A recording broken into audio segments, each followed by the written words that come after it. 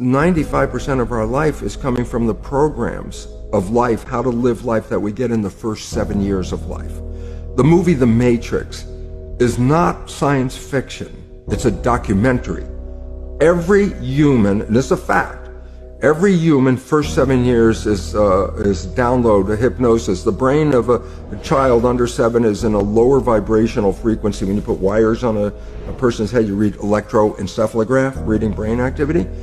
A child below 7 has a lower vibration than consciousness. It's called theta. Theta is imagination. Oh, that's how kids play a tea party with mud pies, but to them it's a real thing. A kid rides a broom, it's a horse. Theta is also hypnosis. And the idea is this: before you can become conscious, if you don't have any programs, what are you going to be conscious of? Theta is hypnosis.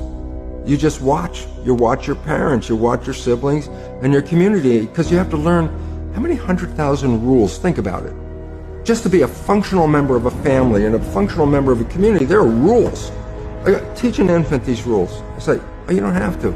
First 7 years, they observe it and just download it. Look, this is not new. I mean, there's the famous book, Rich Dad, Poor Dad. And basically said you come from a poor family and you could struggle your whole life and try to get rich, but you're not going to make it. And if you come from a rich family, you could be stupid your whole life and make it. Not because it was thinking, but it was unconscious behavior that was downloaded from rich families into kids, which is unconscious. So they're making the right moves unconsciously. If they engage their conscious mind, then they look stupid, but it's unconscious. And that's the same thing with poor people. Poor people have beliefs from the family. Oh, you can't make it, life's a struggle, things are hard, who do you think you are? And if that's the program you get, then 95% of the day you will sabotage yourself. And that's why poor people stay poor and rich people stay rich, because the programming. 95% of our life, this is a fact, comes from those programs in the subconscious. Every day, only about 5% of the life are you using conscious, which is creative.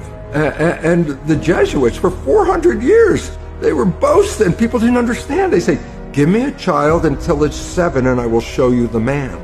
They've been saying that for 400 years because they knew 7 years was the program period. And 95% of your life after that will be whatever that program is. And after age 7, how do you put new programs in? Repetition.